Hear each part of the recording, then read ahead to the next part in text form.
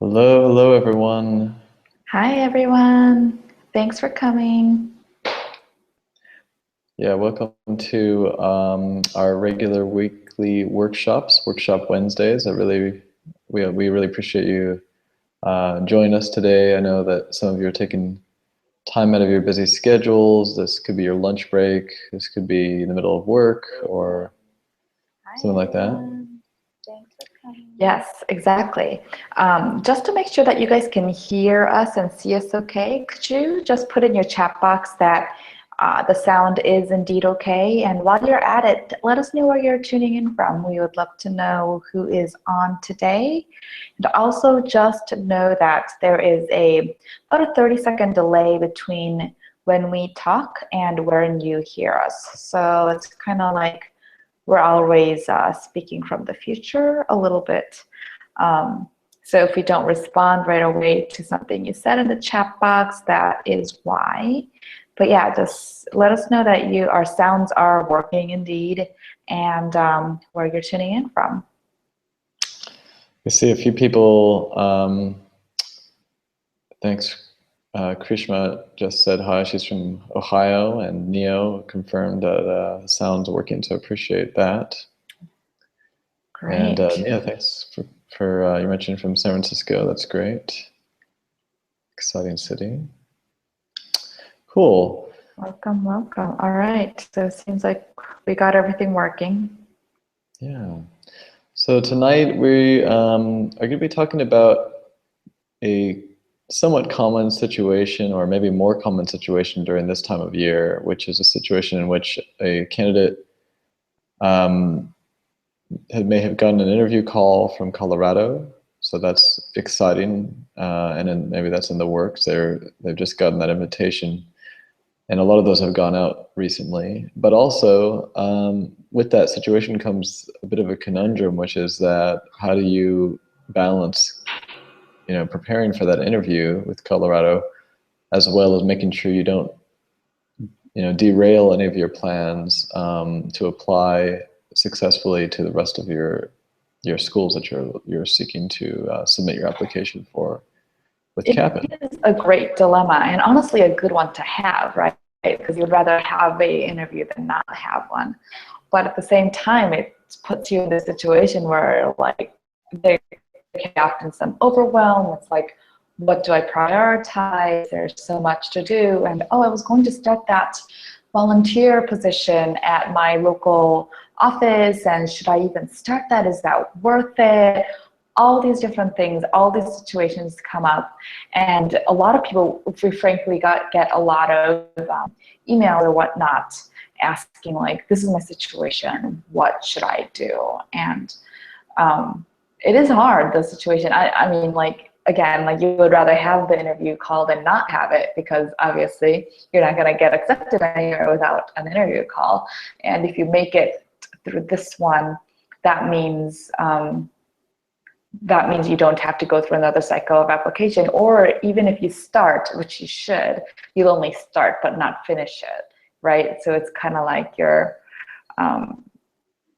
you have a chance to not have to go through another entire application cycle, and also to start working a year earlier than your peers that would go through the entire application cycle a year. That's huge. Yeah, so we get a lot of those, and we know that it is a difficult situation to navigate through. And so we thought that we would do more of a talk show style conversation between Kevin and I today, because it isn't something that we can, it's not something that has like a cutout answer. Like there was really not, it wasn't a topic that we'd be like, all right, let's prepare slides today. It's really nothing like that. And frankly, during this conversation, Kevin and I may have different thoughts around the same topic as well, and that would also be normal, because it's all about how the individual decides to navigate through their situation, and everybody has different situations. Have a Colorado interview, let us know in the chat box. We'd love to know. And also, if you have any questions or opinions or suggestions that come up as we talk about this topic, feel free to chime in inside the chat box as well. I have it open right here, and since it's less of a lecture type presentation today and more of a free flow conversation type workshop, I believe that I can keep my eye on the chat box during the workshop, which usually isn't the case for me because I can't be multitasking aspect for me doesn't work very well, but I think I can today. Yeah, so there's a couple updates we want to go over though before we get into the topic related to kind of what we're doing here at IDC. And some of these are just, apply to some of you may not, but we'll just go through them real quick. Basically, for those of you who are, you've signed up for editing with us, please know we're doing the very best we can to get to everyone. We're very busy these days, and we want to make sure that we're able to spend the quality amount of time that we can with everybody. So we have a note on our sign up page. If you've signed up recently, you would have seen it, which basically indicates that there's a bit of a wait period now. So anyway, just want to let you know we're doing everything we can to work through that queue. It's not a very long queue, but at the same time, if you are on that and you're kind of like, what's going on, we're going to be in touch with you soon, and we just want to make sure that everybody is getting awesome help with their applications. So that's just a little note on that. Quality, can't compromise that. Right. And Brianna just said that we can't hear you, so I hope the sound has returned. Could you give us a little update on that, whether our sound and video is back or not? That'd be much appreciated. Thank you for letting us know, Brianna. Yeah, that would be helpful. We had a few people earlier that said they could hear, so hopefully it hasn't gone away. That's important. Well, why don't we keep going, and if we find out that the sound is bad, we'll repeat what we say right now. Do you want to go over the next update? Sure. So next week or so, we're going to have some information videos regarding Colorado, but not just for Colorado, really. Information-packed video series are coming up, and we did get a bunch of confirmations back. Thank you guys for letting us know that our sound is indeed cleared. Appreciate it. Yeah, so starting next week, there will be some videos, high-impact, info-packed videos for Colorado and beyond. So if you're not on our email list, you should get on it, so that you will get notified when these videos do come out. Best way to get on it will be just go to our website, internationaldentistcentral.com, and if you just spend time in the blog or whatever, there'll be a pop-up that comes up. If you put your email address there, you will be added to our list, and we will let you know. The videos, the info videos are only up for like a limited amount of time, so you really don't want to miss them when they do come up. So get on that email list and make sure you open our emails, not just open it, but like whitelist it so it doesn't land in your spam box by any chance. Right. And then it seems like there's been an upflow of feedbacks on yes. bench test, so that's a good sign. Yeah, bench test mastery members. As the Colorado interview is coming up, obviously a lot of members have geared up their practice, which is fantastic. And so lots of individual feedback sessions happening these days, which is cool. I could see like everybody getting better, which is really exciting. It's very rewarding to see, because I can remember, especially if you send in your work at least like twice a week or once a week over like a period of like a time, it starts to really register with me, like, oh yeah, you really are getting better, and like I remember your past preps, and approximately where you were and like where you're headed and stuff like that. So that is fantastic. Cool. So I think that's all we have. Yes, Those, that is all for updates. like we say, if there's any questions that you have or so with something that you've signed up for or something like that, just send us an email at mail@International Dentist Central, or you can also email if you have any questions there.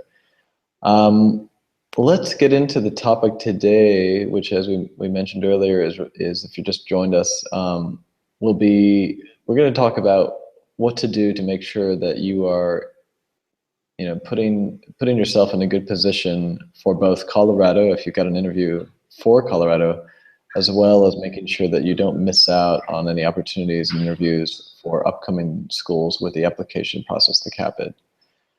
So let's get into that topic, and we've come up with a few things that we want to just kind of go over with you guys, and make sure that basically you guys don't make the common mistakes that we see that are going on out there, and also give you some tips that are going to help you be put in a good position. So do you want to say a few things? One more thing before we really dive into the topic. Chan Nan is asking how many tooth preps can be sent in for feedback every week. It's 1 a day, so 7 a week. Yeah, just wanted to clear that out there. And yeah, let's dive into the topic. First, talk about like mistakes, because we've been seeing and working with so many applicants for years, and it really breaks our heart. Every year, there's somebody that will email us and say, I've heard you say don't do something, don't do X, and I didn't take it very seriously, and I did X anyway, and I regret it, and it didn't work out very well, and I am applying all over again this year, or something like that. And I know how important, like, getting into school, like this entire process, how stressful it is and how important it is, and just how much it means to you. It's such a big undertaking, and it's like nothing like you've ever done before. And so everything is new, and you're trying to do your best, but there's not a lot of information out there, so you rely on Facebook or Student Doctor Network, like what do you think I should do? And people are helpful, but kind of not really, because everybody's in there for themselves, and not many people really know what they're talking about, even if they're well-intentioned, because they just haven't seen like a lot, like we've seen a lot. Anyway, so the biggest mistakes we see people make, is going to one side or another, like completely. So there is a group of people that when they get their interview invitation in Colorado, it's like, oh my God, I'm going to hang on to this interview with my dear life. And they hang on to it, which is fantastic, but they hang on to it at the expense of not prepping for next year's CAPID cycle, which, yes, I know it's a lot to do, but Colorado's competition is exceptionally fierce, and the waitlist doesn't move, and they interview a lot of people, 50-something people per interview session, 3 interview rounds, that's like 150, and they only take 35, something like that. I can't remember the exact numbers, so if you happen to know, if you put it in the chat box, that would be really, really helpful. But see the competition, it's like 1 to 5 approximately, and the waitlist doesn't move. This is like unlike any other time of the year, because the waitlist always moves. Colorado, it doesn't move. Where would they go to? Like this is everybody's last resort.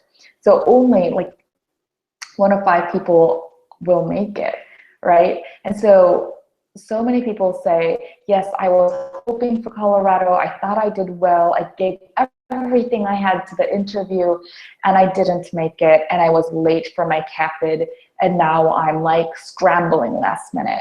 And I know I missed the early application, and please help me. I'm really, really desperate. So that's like one side of the spectrum that we see often.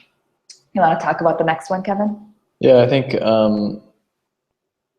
think that's definitely one of the big mistakes that we've seen, and we don't say these for any other reason except that we've encountered clients over the years or that we've worked with that have made these mistakes and told us about the tale later afterwards after they didn't make it in, and sometimes often not making it into either one is the problem. Because people will get that interview invitation around this time of year from Colorado and think it's the winning ticket in a way, and not realizing, as Alyssa says, like how fierce that competition is, and how, I mean, Colorado is notorious for being extremely selective, extremely kind of a rough interview, to put it bluntly, just pretty like one of the hardest out there, I would say. And so going in, especially if this is your first interview, you haven't done any preparation for it, I'm not trying to say that you don't need to give it your best shot, because you do. You need to give it your best shot. You need to go all in a way with Colorado, but you can't also neglect the CAPID cycle.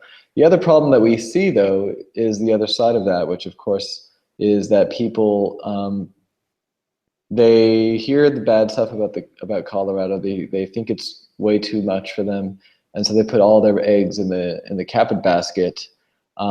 And what's sad about that is that, yes, it's challenging. Yes, it's difficult for, amongst the interviews that are out there, but it's an opportunity that if you work hard for, you practice well, especially if you practice for your bench test and your interview. And like I say, especially if you practice, people will practice obviously for their bench test. That's sort of a given. But if you practice really hard for your interview on the Colorado track, you have a much better chance than others at being considered. And a lot of times through their interview process, they're all about kind of whittling everybody away, whittling as many people as they can away to get to the very best applicants. And often their process includes that interview. So we don't want to see anyone who has an interview with Colorado not take it seriously either. The challenge will be for you if you're in this position, the challenge will be for you over the next few months is to be able to juggle everything everything basically, because that's going to require a lot of practice for the bench test, a solid amount of work that you're going to have to do for the interview. You cannot show up to the interview unpracticed and unprepared, as well as making sure that your application with CAPID is on track, looking beautiful, and most importantly, is on time. Oh my gosh. And okay, the chat box chimed in with the actual numbers for Colorado. 80 people for each batch of interviews, so 3 batches makes that 240 people that are interviewing there, and they finally take 40 people. So that's 1 out of 6, right? Yeah, 1 out of 6. It's a pretty modest number overall, but the time of year being the time of year and the wait list not moving makes it the hardest of all, because usually, September, October interview times, when everybody's doing interviews and people get selected to multiple schools, or at least a few lucky ones do, right? Then when they choose the schools, it's like very inevitable that wait lists end up moving. But for Colorado, geez, like no, they really get the cream of the crop, the top of the top, and it's like, who would give that up? Nobody would give up that spot. And so it will be 1 to 6, and those are difficult numbers, especially when first everybody takes it seriously, and second, everybody is so smart, right? We're like all professionals. Like your entire competition is professionals. They're all dentists. They've all paid their dues through dental school and through training and through US experience. Everybody has done that. Everybody. So it just makes it like that much harder. Mm-hmm. And And Jin Carr in the chat box, they asked, is there a university that's not as popular? It's a really interesting question, in the sense that, I mean, Colorado isn't necessarily the most popular program out there. There are very popular programs and very desirable programs to get into. But what makes Colorado unique is that around this time of year, there really isn't another program that's as popular. Colorado is the place to be when all the other schools are sort of not open for interview. I honestly think they're the smartest of the bunch for having such a off interview cycle. Yeah, that's a good point. So Yeah. that's a good I question. mean, it's kind of cool in the way that there's always like, even if you miss the interview rush during like October, there's still, hope left for you and stuff like that.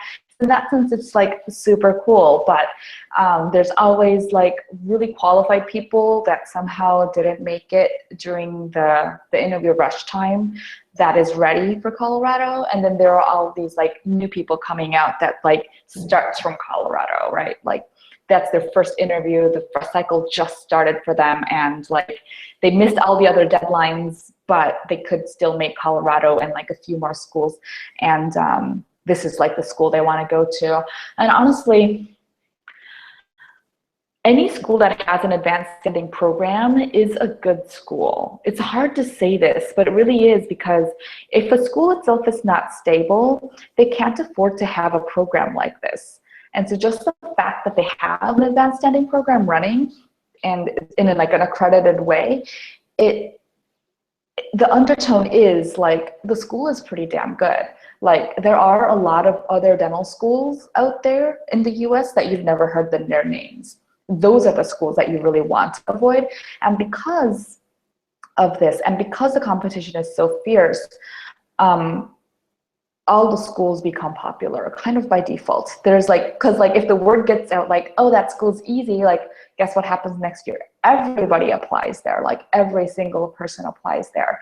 And so there isn't any way to say like, oh, you know what, like this school is easy, just apply there, and it's not popular. Like those don't exist, because most of the international dentists out there, they're willing to move anywhere. They'll go anywhere. They just, because honestly, like what's stopping you from practicing? Like, yeah, good education would be great, but you really just need your license. Like honestly, you've already went through education, like you know your stuff already, right?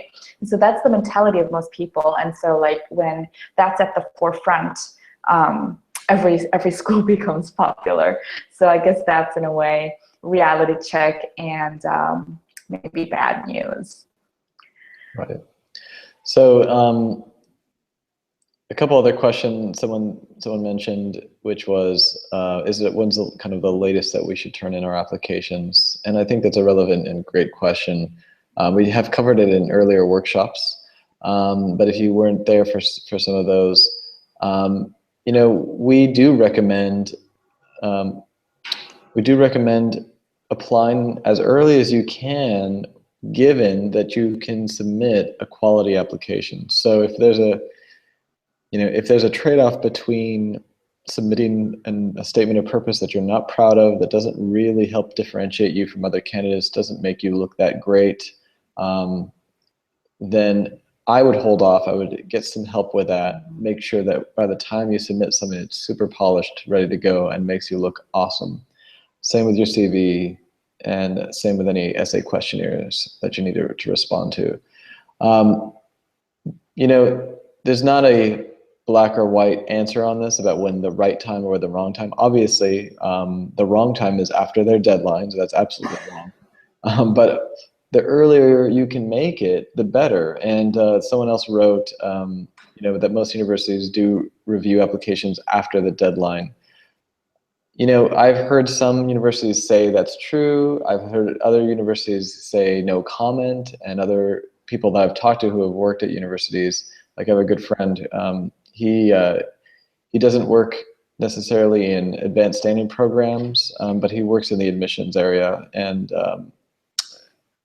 he's mentioned a few times that they go through applications as they get them in there, because just they have so many. I mean, it'd be great if they could just wait for the deadline and then just go through everything, but that's not always the case. And sometimes, You're especially talking with the, yeah, so many. hundreds. And how many people do they have? Like, schools are notorious for being understaffed. So if they have any type of plan, which they probably should, because they know that like you're gonna get a lot of applications, then unless you want to be pulling all-nighters at school just to review applications, you would be at least setting aside the applications that you wouldn't bring in, you know, like that are like ousted. Like, you would be doing something. You wouldn't just totally pile up everything just to wait for the deadline. Oh no. Oh my God, I mean, that sounds like a that's complete why disaster.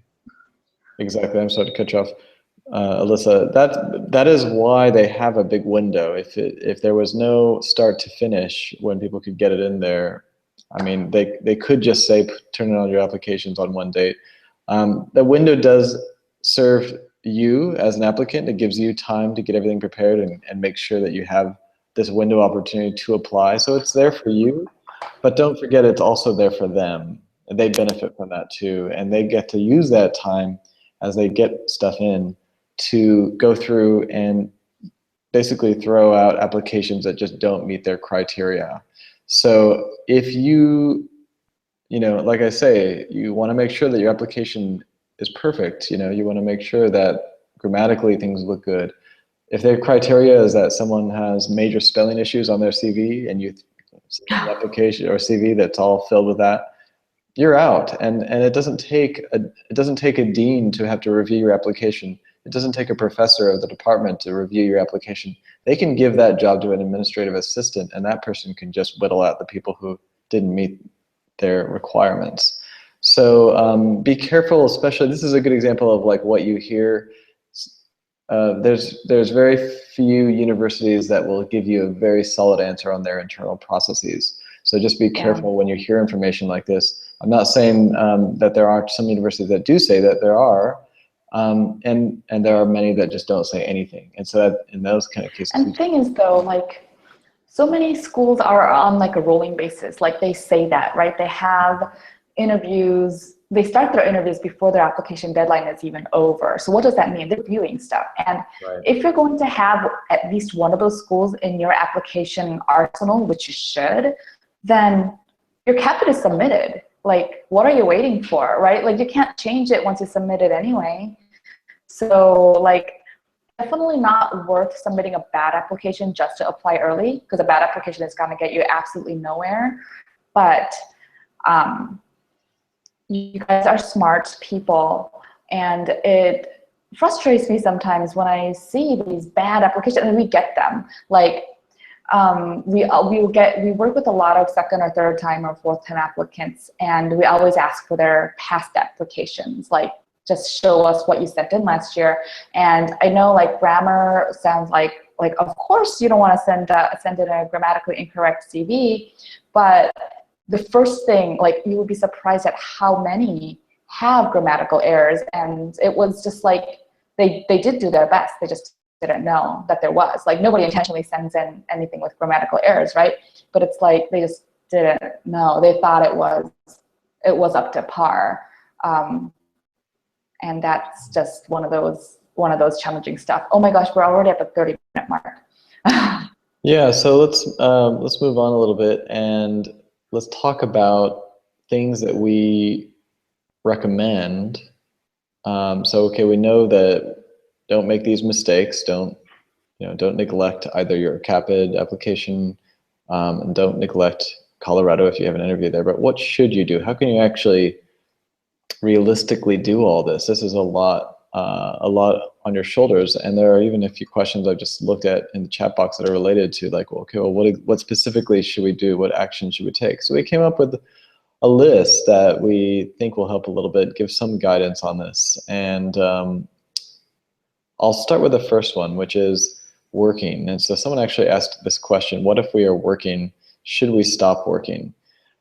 You know, it's a really good question. Obviously, there's no right or wrong to this, so it will depend on your individual circumstance. But that being said, there are some guidelines, and I think the first thing is, if you can, please reduce your work hours during this time of intense stress, of busyness, trying to make sure your application is up to date.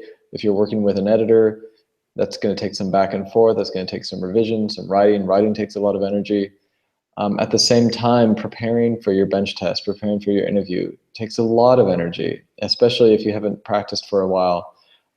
Especially if you haven't practiced for a while in terms of hand skills, all that kind of stuff. With your preps, you need to be focused on that. If you've never practiced for an interview before, if you've never had a mock interview before, and this will be one of your first interviews, that'll be huge to make sure that you're practicing beforehand. So where is there some wiggle room?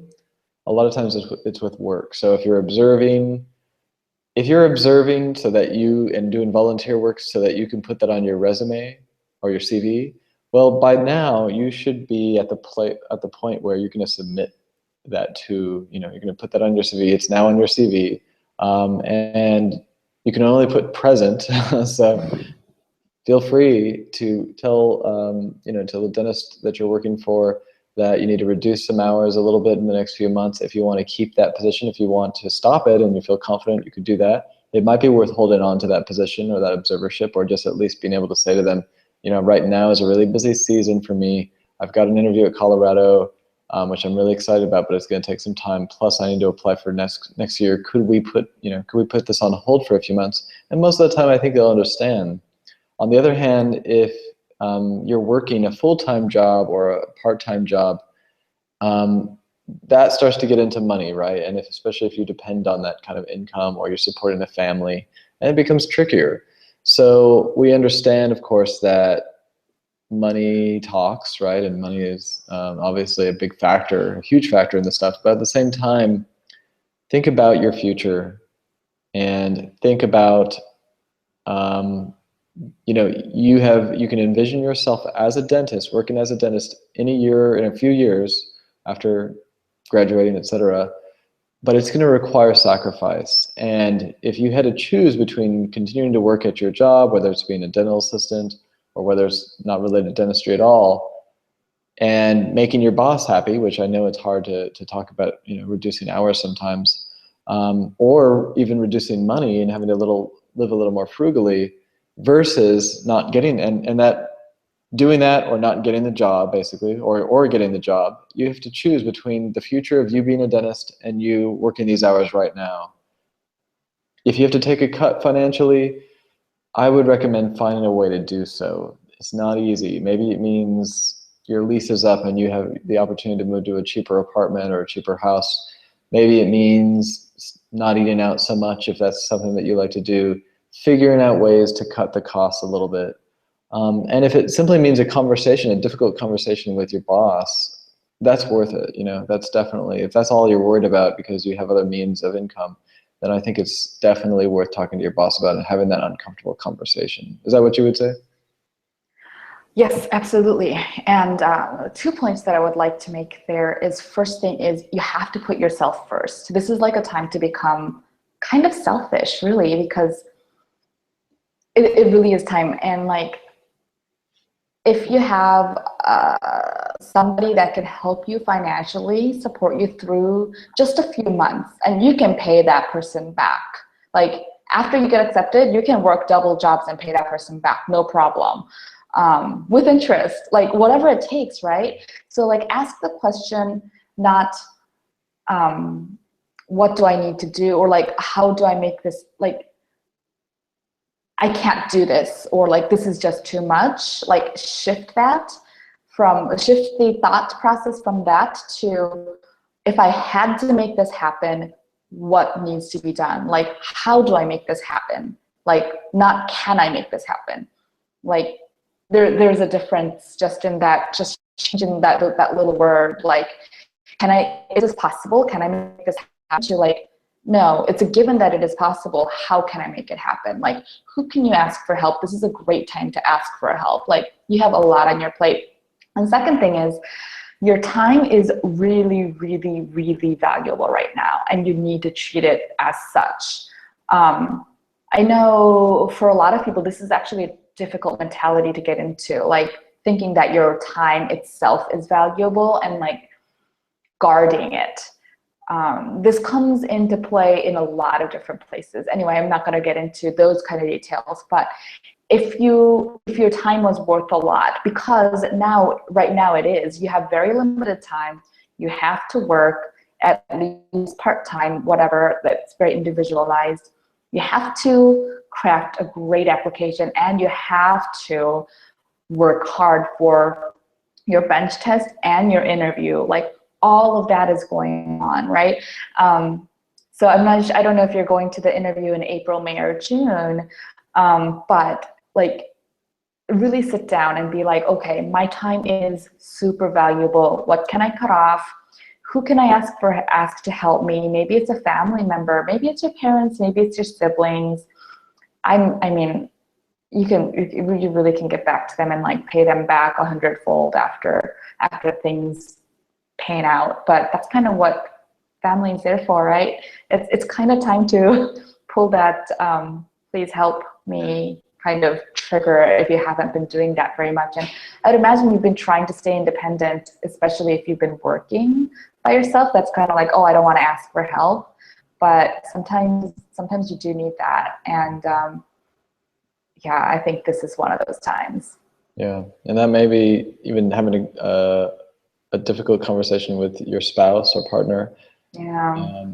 And saying, hey, this is a time where I really need some help right now, and I need you to be willing to support me so that, you know, when I become a dentist, of course, like, think of how much I'll be able to support the family.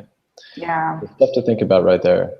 You know, the next thing we want to recommend is editing.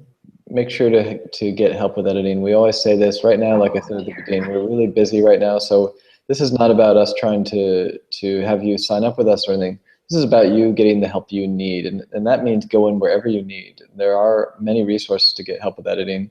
Obviously, we do that, but there's a lot of other people that do that too, and you can find them in your local community.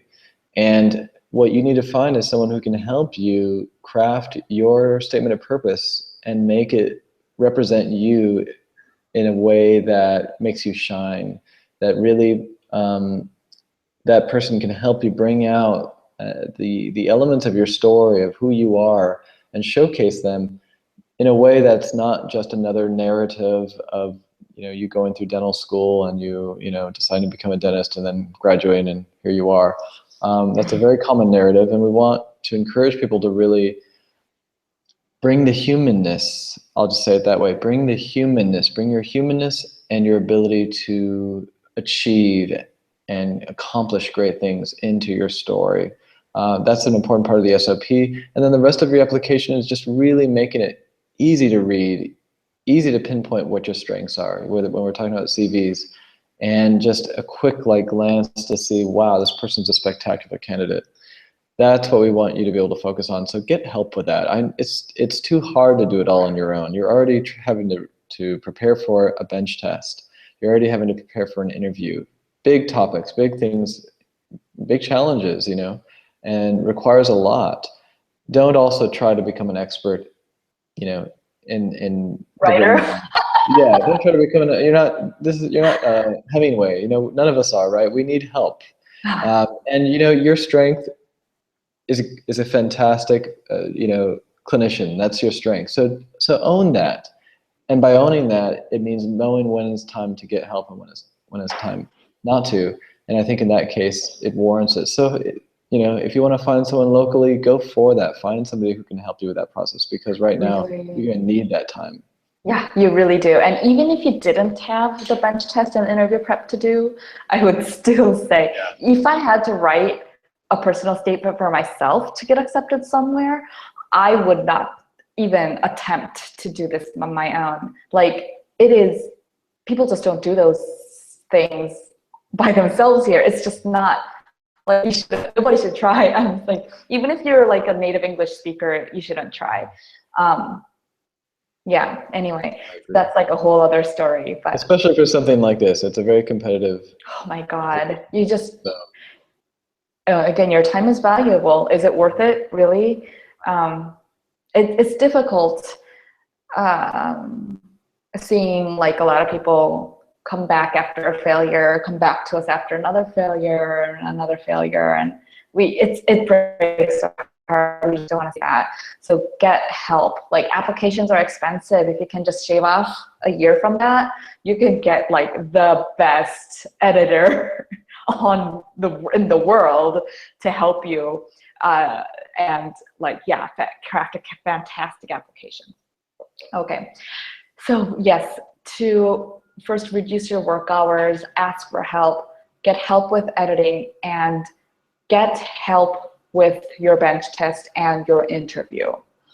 I am so dead serious. Like, maybe you were given a month and a half, maybe you're given 3 months to prepare for it, but what do you have on your plate again? You have to work or volunteer or do whatever you're doing and live your life. You have to get your applications ready for the next cycle, which is more than a full-time job in and of itself. That is like so much work. And you haven't touched a handpiece in years, or whatever your story may be, or maybe you've tried interviewing somewhere last year and you didn't make it.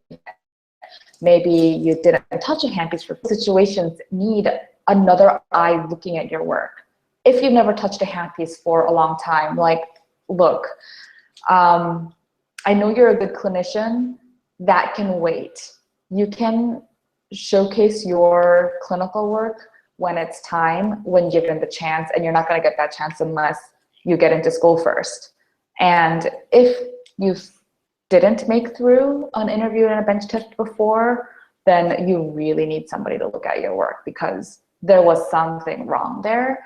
And I see this so many times, like, oh, I practiced by myself and I think I'm pretty good, but I didn't make it. What was wrong? And then somebody joins Bench Test Mastery, and the first thing I ask is like, please send me your work so that I can see where you're at, and I have to tear it all apart because it is not even close to up to par, but the person has 3 years of clinical experience. Clinical work and bench test work on a type bond, you have to treat them completely differently. They are completely separate. Like, you can't bring in your clinical habits and your ways of stuff into the bench test world.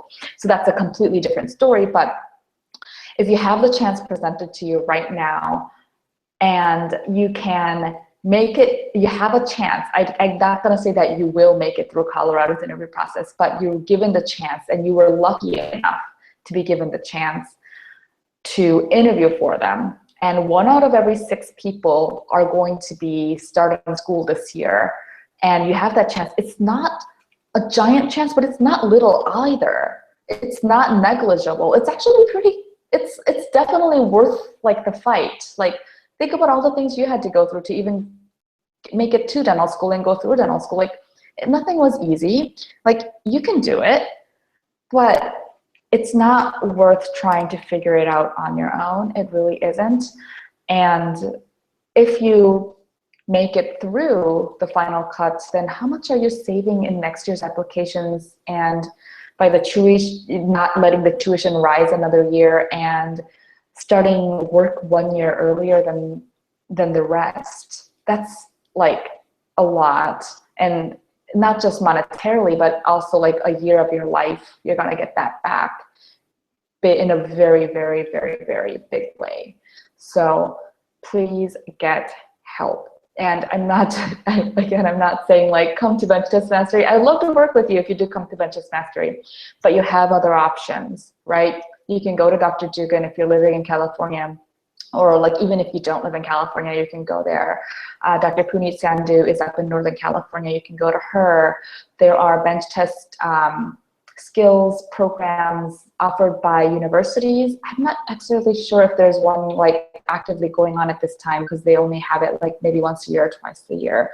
But whatever you can find, you need to have a different set of eyes looking at your work, and that different set of eyes need to be somebody that knows what these schools are looking for, and has experience kind of transferring. Like, it's one thing to be smart and like know how to do it yourself. It's another thing to be able to give that knowledge and that hand skill set to somebody else and like bring them up a notch, right?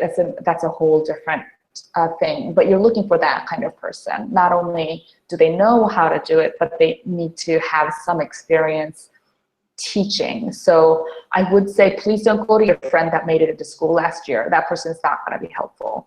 That person is really not going to be helpful. You're going to feel like they're helpful, but they're not. I've seen so many disaster stories stemming from that kind of situation. So that is one situation that I would not recommend you go through. Cool.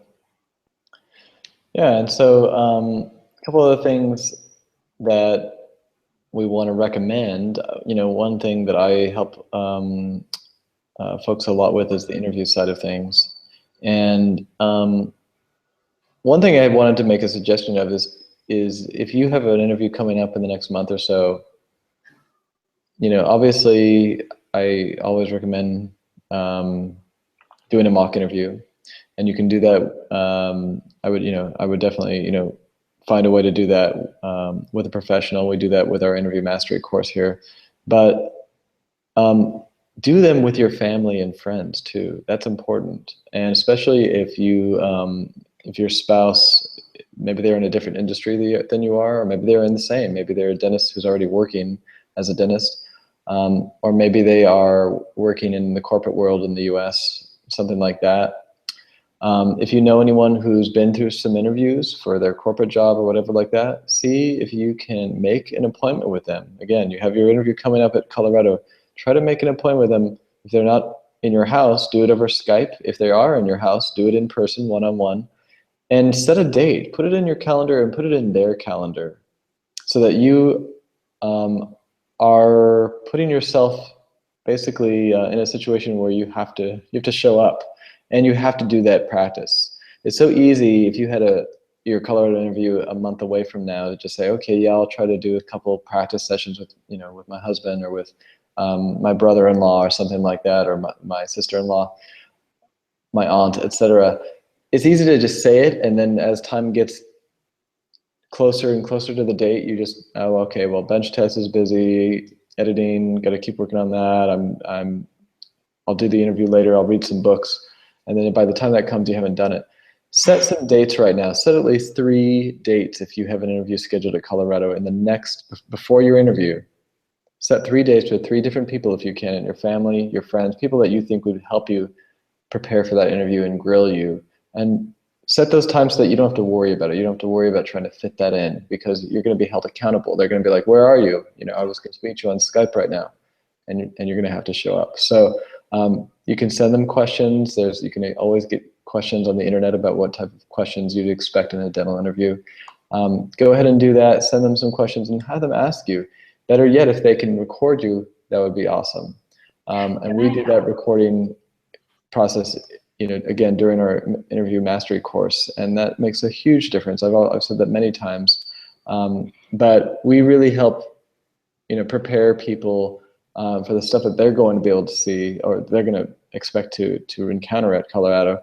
And one interesting question that just came in related to is, like, people say that Colorado is really difficult. What's some examples of that? You say Colorado grills candidates more than Russia School. How is it different from the rest? It's a really interesting thing. We don't know why, but when we talk to candidates, and we talk to many candidates who've gone through many different interviews, the one that always stands out is Colorado as being the most difficult. The one that they always respond and say, I thought I was doing so great during the interview, and then she asked this, and the whole interview went downhill after that. Yeah, go ahead.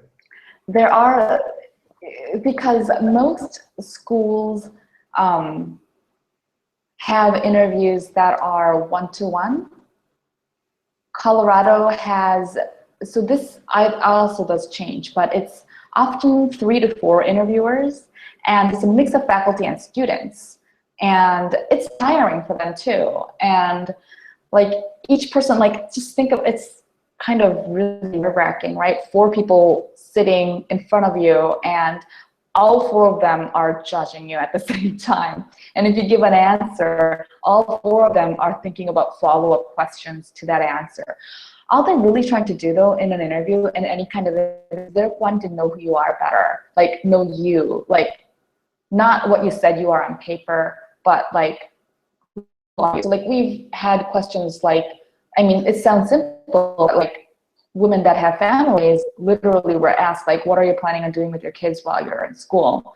And it's not a really difficult question, but if you're not prepared for it, and then you just get thrown off because you're like, I thought this interview was about me, and like I wasn't thinking about it, and I was just not prepared for it. So like, you need to think about all facets of your life and be ready to present it in a very congruent manner, regardless of which direction you're kind of like attacked from. You need to be able to like have an answer for all of them. But the thing is, we often see, let's say, spouses helping with some mock interviews, but as humans, we try to present ourselves as perfect as possible and therefore hide our humanness, but it just comes across really, really fake when you're actually sitting on the other side of the table. So we'll do like practice interviews, and the person will say something like, I think a situation we encountered not too long ago was a person basically said, oh, one of my strengths is my ability to stay focused,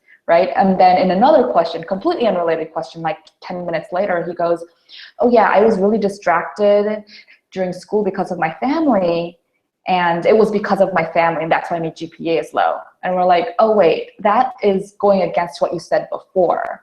So you didn't really get ready for the interview. You really didn't like make sure that what you say will go back to back with all of the other questions asked, and you won't have like a hole where they're like, well, tell me more about that. Why did you say that's the strength of yours, staying focused in any situation, but you got derailed from your schoolwork by family? Then they're like, okay, this person is not that truthful, right? So like, but like those kind of questions, or like questions about like, what are your weaknesses, and like disguising a strength as a weakness, like, oh, I'm too perfectionist. And then if we ask like, oh, why did you say that's a weakness? And then sometimes like the spouse will literally say like, oh, we didn't really want to say a weakness because that makes my spouse look bad. Right. But it's like, no, it's called human. And being able to acknowledge your vulnerabilities and your weakness and how you're working on it to improve it, more importantly, is going to score you a lot more points than if you say, oh, my weakness is being a perfectionist. It's like, oh, come on, that again. Like, nobody's going to take you seriously if you say something like that. Yeah, it's a really good point. So be mindful. You know, we definitely recommend getting a mock interview and some interview assistance in general with a professional who's seen a lot of candidates. So just make sure that for that, you know, listen to your spouse, be grateful for the time they're going to give you, which is very kind. And it is a great practice, just saying stuff. Yeah, like that's really good practice. Right, practice is great in that sense, but also just, you know, be mindful that your family is going to be on board. They're going to be the ones rooting for you, which is great. But you may need some really strong feedback too, that is candid, and sometimes it's easier to take it from someone you don't know very well than to when you do know very well. So that being said, I think, you know, overall, those are just some things that we wanted to go over. We have a few more. Just to add one more thing, in terms of realize, carve out time each day to do it. Like it's gonna get better faster if you, let's say, if you only had 10 minutes a day to practice, or 70 a week. I mean, that's like, obviously nobody wants to do that short, but anyway, just analogy. You want to spread that out more than like doing it once every 2 to 3 days, like in short spurts. Like, no, like do something. Okay. From this, I can't stand up. We're almost running out of time, so I'm not going to keep stressing that, but just spread out your practice. And somebody asked in the comments, let me see where it was. Shreya asked, how much time should be dedicated towards preparation for the interview and the bench test? This is such an individualized question, Shreya, that I really cannot give you an answer. Like, we'll need to see where you're at with your interview and where you're at with the bench test skills to even remotely start talking. But even in terms of like the improvements, is highly individualized. Like sometimes I will see in 3 to 4 feedbacks, like something will drastically change, and it'll just be like, okay, like, because bench test prep, your hands are going to improve like this. It's not going to go up like this. It's going to be like a jump in improvement and then static for a while, and then a jump in improvement and static for a while. But this duration is so highly individual. So it's really, really difficult to give an answer. And Shreya also asked, what material should we refer to for the interview? And I'm going to be completely biased and say the interview mastery course. And not just because it's our course, but it also comes with, I mean, it's a fantastic course, but it also comes with a mock interview. And because we've been working with candidates for a long time, we have a lot of database of questions that were actually asked. And so if we know, let's say you're going to Colorado, we ask you questions that were asked at Colorado, not at UOP last year. You know what I mean? So it's like, not many people can say that they have that kind of resource, and we do. So highly encourage you to take advantage of that if you are going for an interview soon. Yeah, great. Couple other things that we'll just touch base on. We have a few more minutes before we wrap up here. So some great questions came in. We won't be able to answer them all right now, so I apologize about that. But maybe in the future, we'll try to have a question and answer session in one of our future workshops, and we would announce that. In the meantime, though, a couple things such as someone asked like the length of their SOP. How long should an SOP be? You know, it's a good question. There is obviously a character limit that's out there, but I would say most solid SOPs that I see are around, you know, a page and a half to 2 pages is probably about right. I rarely see a SOP that's just 1 page. That seems probably a little too short. When you start talking about a page and a half, you know, and I'm looking at a Word doc, let's say, that's about right. And then 2 pages, that's usually okay, still fine there. When we start moving into 2, 3, 4 pages, now we're writing, you know, now it sounds like we're writing our memoirs or something, and that's not appropriate. So you definitely want to make it concise and to the point and not overdo it on that. I feel also there's a bunch of people putting their email addresses in there. Feel free to also check out our Facebook group, which is International Dentists on Facebook. And if you hold on a bit, I can send you that link and put that in the chat box for that. And for members, which are like Just Mastery or Every Master members, or the Workshop Wednesday Pass members, we have a closed Facebook group only for members, and we chat there. So that is also a great resource for you. And oh, now that I just talked about that, if you enjoy our workshops, because we do these weekly, and we have them open to everybody during it, but we have a lot of past workshops that are closed. Once they're over, we close them, and we have them available for members only. So if you want to get access to our entire back catalog of all of our workshops that we've ever done, including Q&A sessions, Colorado meetings, and in-depth ones about like indirect vision and like how the power of effective interviews, stuff like that, just go to internationaldentistcentral.com/workshops, and you can find information on how to there. And Mike asked the best way to reach out to you for editing help. Mike, just send us an email at mail, M-A-I-L, at international.com, and just that we need editing and be here. And Rem asked, does IDC offer a Colorado style interview? Yes, we definitely do. So if you have something like that coming up, then let's talk.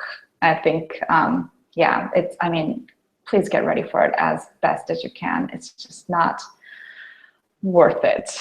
It's not worth not doing it. Now, Shendan asked, collecting bench test materials, can you suggest some cheap dental supplies on a website so that I could order online? I'm just going to put in the chat box a link to our article creating the perfect bench test. Bench test practice kit, basically. And so check that out if you guys want. Note that we don't sell any of that ourselves. They are just simply links to various Amazon and eBay products that we have used in the past. We're not the ones that we don't guarantee that they work or anything like that, but we usually have heard good things about those. So you definitely will want to check those things out, do some price comparisons and stuff.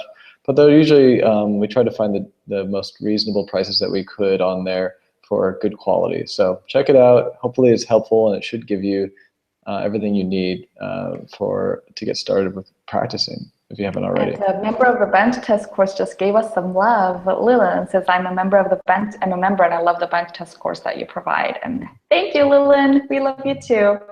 And yeah, I think that's fantastic. Well, it's been really cool, you know, seeing everyone come out. It's always exciting, you know, to see that people are taking time out of their busy schedules to really dedicate to bettering themselves and accomplishing their dreams to become a dentist in the U.S. And you know, we're just really grateful that you're joining us. So thanks a lot.